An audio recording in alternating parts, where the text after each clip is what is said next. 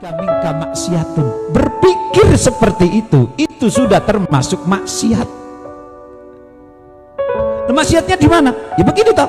Nih, kalau kita itu hidupnya, kita menggunakan hari saja yang panjang ya. Waktu kita itu cuma tiga hari yang panjang lah. Kita bisa hidup hari ini nih. Hari ini saja belum tentu sampai selesai satu hari. Mestinya kalau kita belum tentu satu hari bisa hidup penuh, maka sebenarnya yang harus kita lakukan apa? Jangan berpikir yang lain. Berpikirlah bagaimana kita bersyukur, beribadah Gusti Allah saat ini, hari ini. Itu toh yang terbaik, yang benar, yang wajib kan itu toh.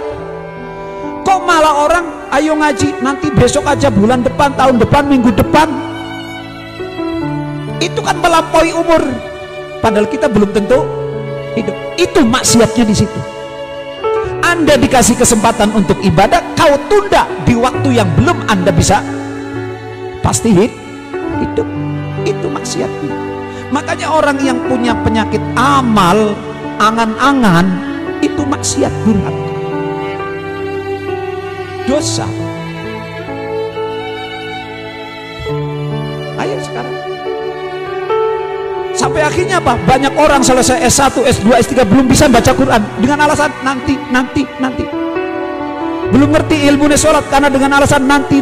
Kenapa nantinya? Karena dia sibuk mengejar angan-angan yang belum tentu dia dapat, belum tentu dia hidup, belum tentu itu rezeki dia, belum tentu nasib dia, belum tentu itu bakat dia. Dikejar. Padahal yang bakatnya pasti kita untuk ahli ibadah. Bakat kita yang pasti kita harus ahli syukur. Kita harus ahli ibadah. Kenapa ditunda-tunda? Itu karena penyakit amal, angan-angan. Dan ini yang disebut Anda dengan berangan-angan kita bermaksiat. Inilah yang kemudian semakin lama menutup hati kita. Karena itu kemarin kata Imam Ghazali, kita review ke belakang, ini sebenarnya lagi menjelaskan tentang ada 4 anggota di dalam tubuh manusia yang menjadi sumber dosa: mata, lisan, perut, hati.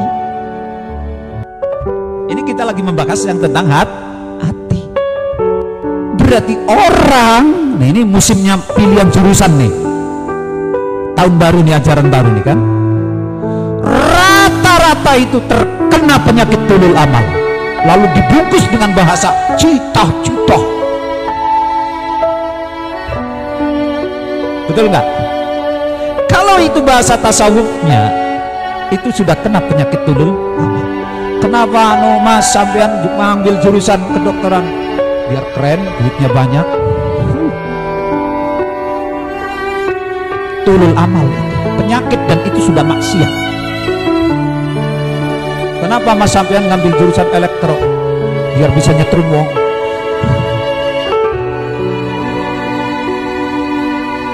Kenapa sampean jurusan arsitektur mas? Biar bisa membangun wajah orang yang jelek-jelek seperti wajahnya Jaidin, saya rekonstruksi biar jadi kayak Amitabh Bachchan.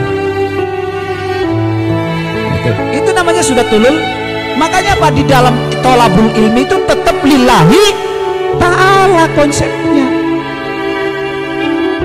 Jadi kalau ada orang silakan nyari ilmu jurusan apapun, tetap lillahi ta'ala. Jangan pernah berpikir profesi, gaji, upah, kesejahteraannya, masa depannya kayak gini. Itu sudah kena penyakit tulul amal. Itu berarti dimulai mencari ilmunya dengan kemaksiatan. Kalau dimulai mencari ilmunya saja sudah dengan kemaksiatan, apa yang akan terjadi? Makanya di sini barangkali nyuwun sewu, sering saya guyon, tapi bener guyon saya. Karena orang yang mencari jurusan profesi-profesi itu berawal dari penyakit tulul amal, dan itu berupa maksiat. Apa yang akan terjadi? Saya akan ditanya jawabnya. Maka lihat tuh orang-orang profesi, sampai orang yang punya rumah sakit berjasa nggak itu sama orang? Dokter bedah itu berjasa nggak sama orang? Dokter itu sampai dokter corona itu sekarang ini luar biasa tuh jasanya. Tapi seandainya dokternya mati, ada nggak keluarga pasien yang takziah? Ada? Dokter yang menyelamatkan nyawa kita mati, yang melahirkan kita, proses persalinan kita, operasi kita, dokternya itu.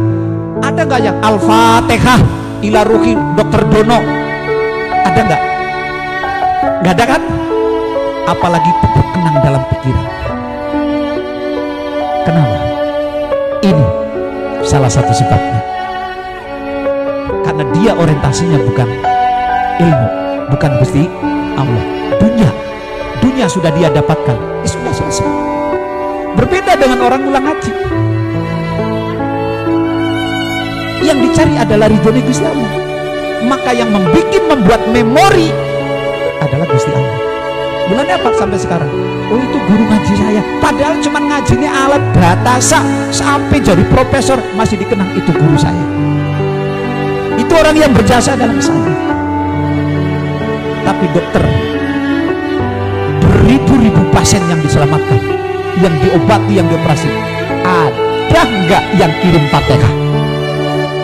Kita dulu lahir, kamu lahir dulu siapa dokternya? Dokter Wahidin. Oh, itu dokter saya waktu lahir. Fatihah nggak bakal. Matinya dokter Wahidin, Al-Fatihah ziarah kubur nggak bakal. Kenapa? Orientasinya dunia sudah selesai. Tapi newong mulang dipai ya alhamdulillah, ora dipai ya innalillahi. Kebangetan.